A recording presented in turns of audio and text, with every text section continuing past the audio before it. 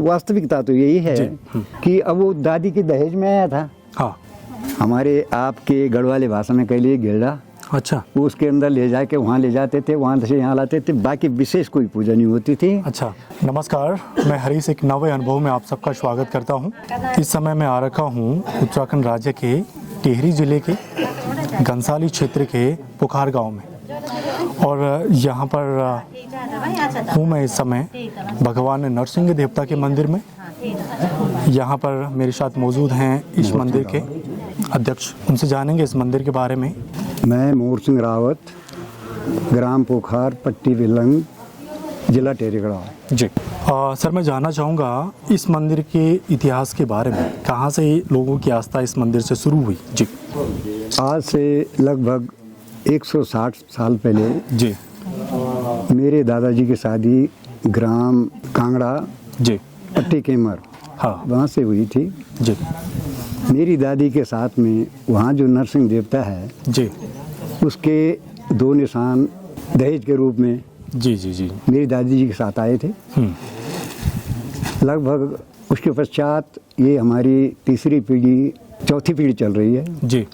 सन 2008 में जी कुछ पूजा न करने की वजह से कुछ दोष धाम जैसी चीज़ें हुई हैं। जी। उसके पश्चात हम लोग अनेक जगह पर गए तो सभी जगह देवताओं ने जी जी जी जी यही बताया है कि आपका जो आपकी दादी थी उनके साथ जो श्री नरसिंह देवता आए थे जी, उनका ये दोष है। जी। क्योंकि हमारी 3 पीढ़ी बीत जाने के बाद भी हमने वहाँ पर कोई पूजा नहीं दी थी। जी जी जी। उसके पश्चात हमने 2008 जून महीने में संपूर्ण परिवार रावत बंधु मथेकोला हम वहाँ जात ले गए। जात ले जाने के पश्चात खुद मैंने श्री नरसिंह देवता से अनुरोध किया था कि हमारी जो ये मूर्तियाँ हैं जी, इनको हम वापस कर दें या इसका कहीं मंदिर बनाएं। किंतु उस समय नरसिंह देवता ने मंदिर बनाने से साफ मना कर दिया था, क्योंकि वो जहाँ हमारे गाय भैंस रहते हैं, जो गौशाला है, उसी में रहना वो पसंद करते थे। अच्छा जी। उसके बाद की क्या स्टोरी हुई? 2008 के बाद आप लोगों ने किस तरह से देवता को पूजना चालू किया और कैसे आपकी आस्थाएं बढ़ी इस बारे में? जी। उसके पश्चात कई जगह जैसे गेहूली श्री नरसिंह देवता हैं, उन्होंने इस बारे में हमें बताया है कि आपको ये मंदिर बनाना है। जी। फिर कई जगह से परिवार में, हमारे संपूर्ण परिवार में कई जगह ऐसे कष्ट आए हैं कि अन्य देवताओं के पास गए हैं। अच्छा। जैसे कि आपका सरकंडा में है, वहाँ गए हैं। हाँ।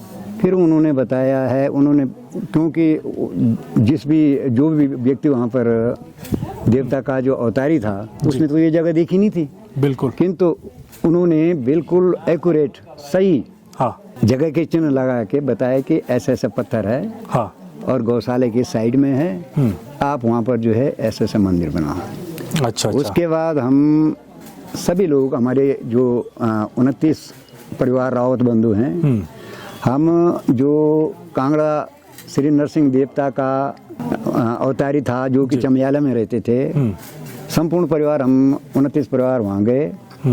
तो वहाँ देवता ने बताया कि आप ऐसा ऐसा है, फलानी जगह पर पत्थर है, उसके बगल में मंदिर 6 बाई 6 बाई 6। अच्छा। सीसी प्रयोग कर सकते हैं। तो उन्होंने बोला ठीक है। उसके बाद हमने मंदिर बनाया। उसके पश्चात महाराज नरसिंह देवता की कृपा हुई। अच्छा। और उन्होंने इस मंदिर के विस्तारीकरण के लिए अच्छा जी बताया। हाँ। और सन 2023-24 में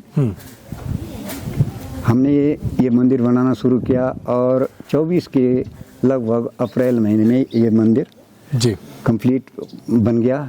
जी। इसमें विशेष रूप से हमारे परिवार के जो लोग, जो लड़के बच्चे हमारे जी बाहर रहते हैं, विदेशों में रहते हैं, अथवा कहीं भी वो गवर्नमेंट जॉब करते हैं जी या अन्य जॉब करते हैं, उन्होंने पूरे श्रद्धा के साथ सहयोग किया जी।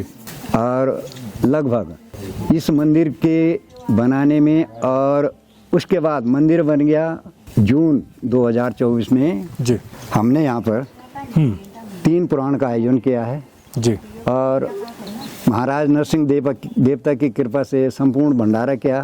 टोटल जो है सारा कार्य जो है बिना किसी पर अतिरिक्त भार डाले हुए जी मंदिर का कार्य पूरा हुआ है जी और मंदिर के कार्य करने के पश्चात हमने जो ये 3 पुराण किए हैं वो संपूर्ण करने के पश्चात इस पर लगभग आपका 25 लाख रुपए का जो है व्यय हुआ है। जी उसके पश्चात भी नरसिंह देवता की कृपा से जी हमारे पास लगभग 5.5 लाख रुपया बचत है हमारे जो कोष में, जिसका हमने बाद में बैंक में खाता खोल के रजिस्ट्रेशन करवाया जी और बैंक में जमा कराए।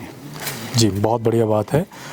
सर मैं जानना चाहूँगा कि जैसे आपकी दादी जी के साथ में ये देवता आए थे तो उस ज़माने में देवता कैसे अपने ध्यानियों के साथ आते थे जी, उस बारे में। देखो वो समय तो आज के समय से बिल्कुल विपरीत है जी बिल्कुल।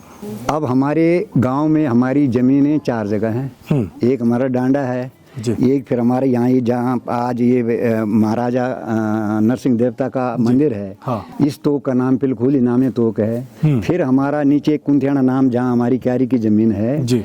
वहाँ हमारे कुंथियाना नाम तोक में हमारी छन रही थी। तो हमारे पिताजी उसमें कंडी में हमारे आपके गढ़वाले भाषा में कह लिए गिरडा, अच्छा, वो उसके अंदर ले जाके वहाँ ले जाते थे, वहाँ से यहाँ लाते थे। बाकी विशेष कोई पूजा नहीं होती थी। अच्छा। हर महीने के हर संक्रांत के दिन हमारे पिताजी, उसके पश्चात मेरे बड़े भाई साहब, वो जो है रोट काटते थे। अच्छा। वही एक पूजा देवता की होती थी।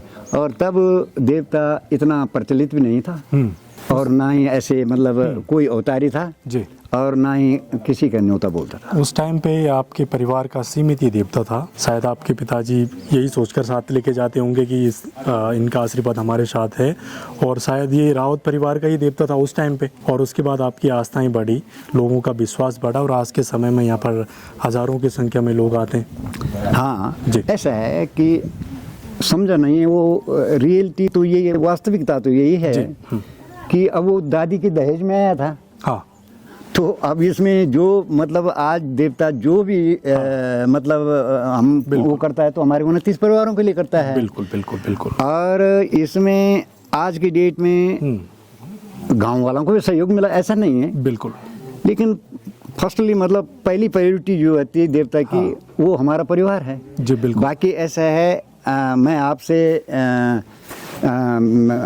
अनुरोध करना चाहता हूँ। जी जी बोलिए। कि देवता तो किसी का नहीं होता है, बिल्कुल। देवता उसी के जिसकी आस्था है। बिल्कुल। अब मैं बोलूं कि अब हमारा देवता है, मैं बस वो जफे डाल के रखूं और मेरे कर्म हो उसके लिए मैं कोई उसमें कोई श्रद्धा नहीं है। हाँ। तो देवता तो उसी के जिसका विश्वास है और जिसकी श्रद्धा है।